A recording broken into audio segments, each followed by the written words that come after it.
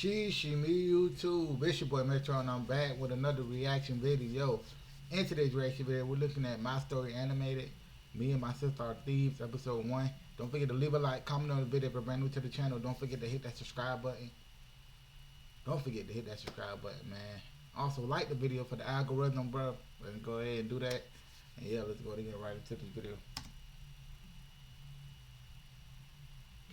When the music kicked off and everyone started dancing, I escaped to the garden for some fresh air. As I sat down by the fountain and sighed, a soft object hit me squarely in the face. Then someone in black jumped down from the tree above me. Brought your favorite cheeseburger. Meredith, what are you doing here? And why would you hit me with a burger? Wait, are you dressed up like Catwoman? Yeah, it's been my look for weeks now. 1, it shows off my fantastic figure, which is a service to humanity. 2, every vigilante hero needs a costume, and I've always found Catwoman classy. 3, Vigilante hero? You basically rob people.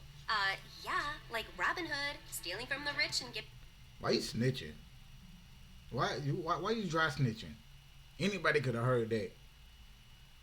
37 seconds in and you dry snitching. Come on, man. giving to the poor.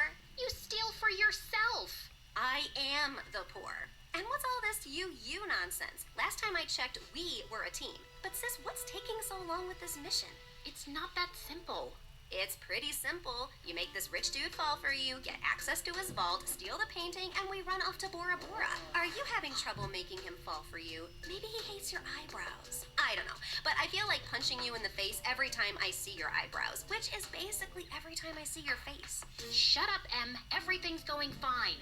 Okay, but hurry up. This catsuit is giving me a butt rash, even though I use baby powder under it. I want to put it away soon and retire on a beach in a bikini. Aren't you looking forward to it?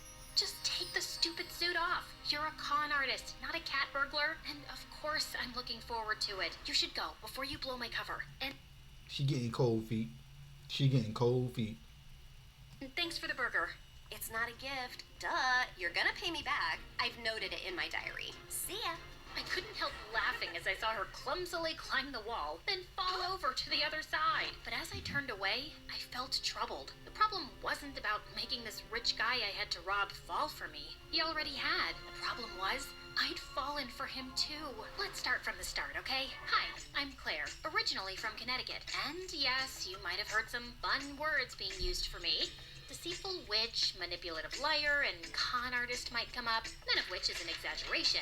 But people change, okay? Before I tell you my crazy story, please like and subscribe. My mother was born into what she always Like she said, like and subscribe to my channel too. called old money, which basically means her family had been rich for a long time and their wealth was passed down generations. Unfortunately, it skipped our generation. Apparently, my dad was extremely charming and swept Mom off her feet when she was just 20. She married him against her parents' wishes and they cut her off from their wealth. Then, 2 years later, Mom gave birth to twins, Dad met another woman, and he abandoned us. At least he left us the house in a nice neighborhood, but my grandparents refused to help Mom out and said she had to live with her decisions. Mom, how are you feeling now? Like my organs are shutting down one by one. So, same as this morning then? Here's some chicken soup. There's no chicken in it. Well, you asked for chicken soup when there was no chickens in the fridge, so I guess we all have to use our imaginations, don't we? Oh, the soup at my parents' house always had chunks of chicken and big fat prawns. What has life come to now? I was raised as a creature of luxury. I'm like that fairy tale princess who couldn't sleep because of a single pea under her mattress. So you say, but there's a bunch of sharp pebbles under your mattress, and you sleep like a log and snore like a bear. What? How could you put pebbles? I do not snore. Leave me to decompose, please. Well, you have to return to your waitressing job, so get well soon, Mom. Shall not.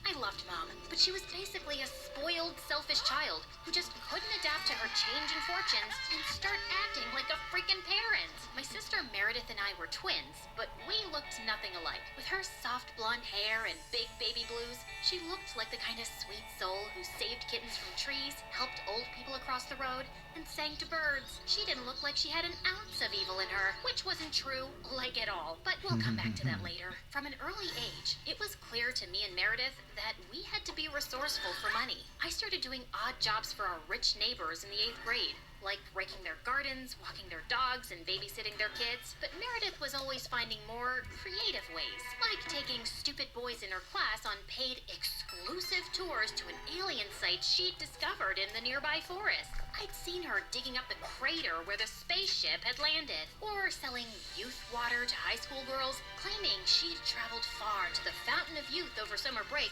and had a limited supply. They actually thought she was telling the truth because it tasted different.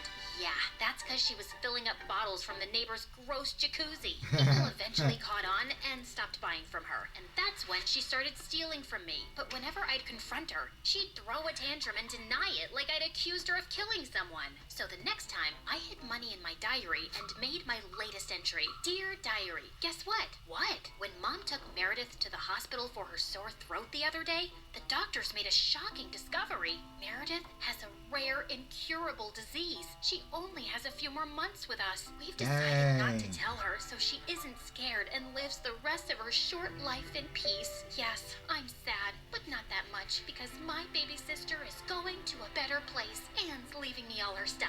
I knew my trick had worked when Meredith came down one morning with swollen eyes. When Mom asked her what was wrong, she burst into tears about her incurable disease. Where would you get an idea like that? Yes, Meredith, please tell Mom where you got this idea from. You wrote it in your... Wait, you chubby witch! You made me believe I was dying!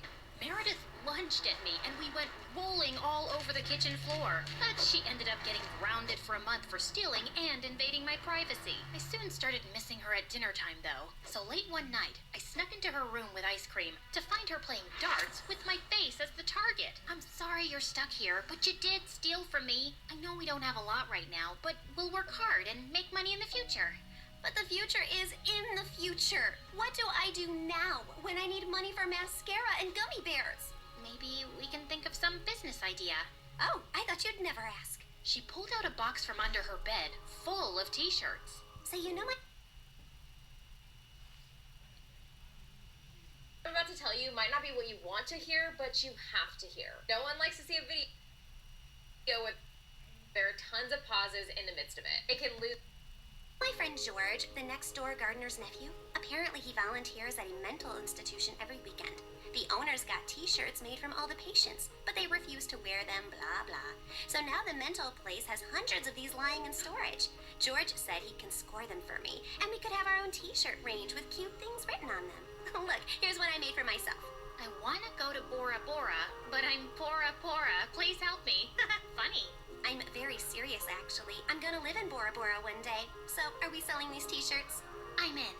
I also made one for you. That'll be $10, thanks.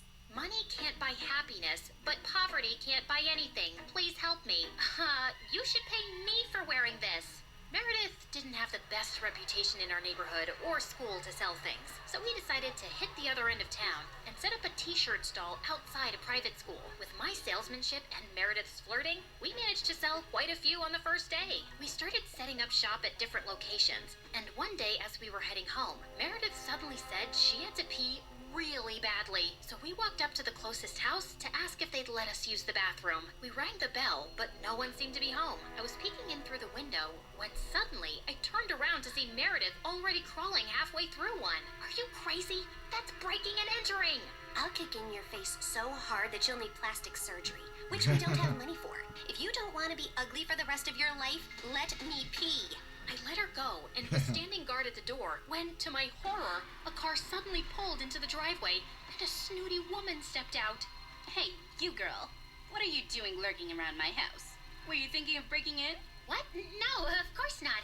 I'm a Girl Scout selling cookies. Yeah, I study in the, Aston Bridge School for Girls. Oh, I see. It's a lovely school. I know many people whose children go there. Sorry for my mistake. I'll be happy to buy some cookies from you. Put me down for 20 boxes. Sure. It's, $5 a box, so that'll be $100. I'm putting your name down on my list, and I'll drop them by tomorrow. That's perfect, sweetie. Here's the money. I'll see you soon.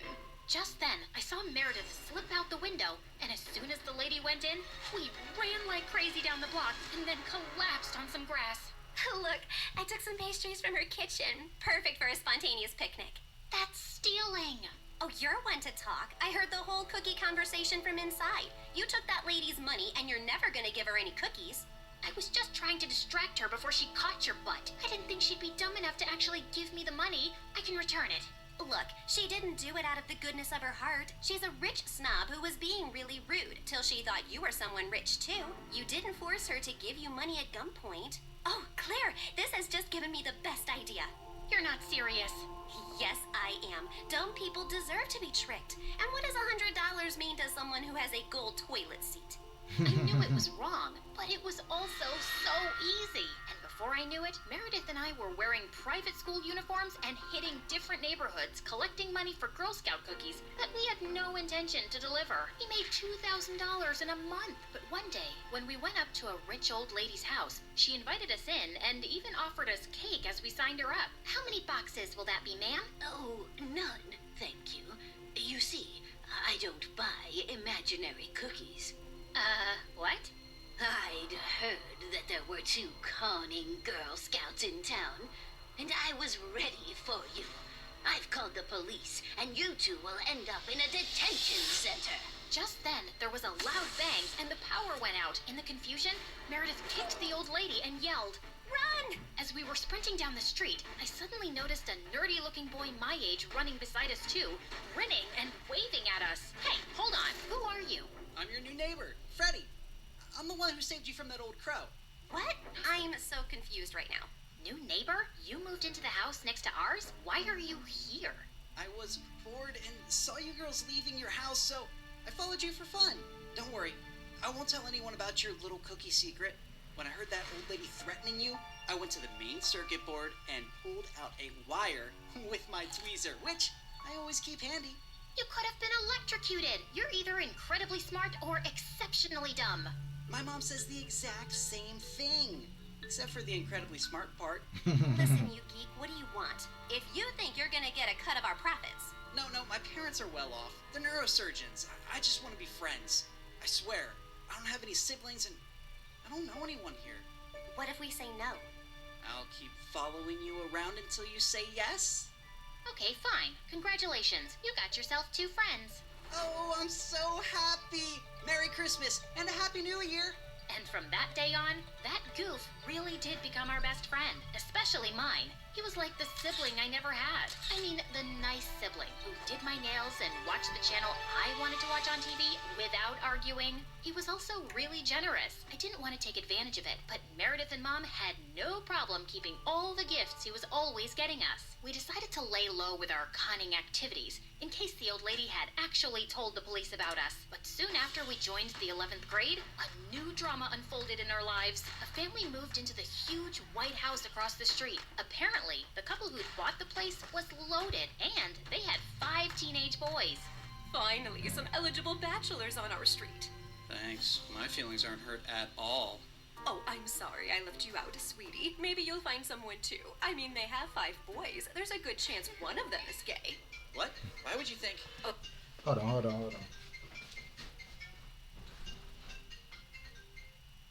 call you right back. I'm doing this reaction.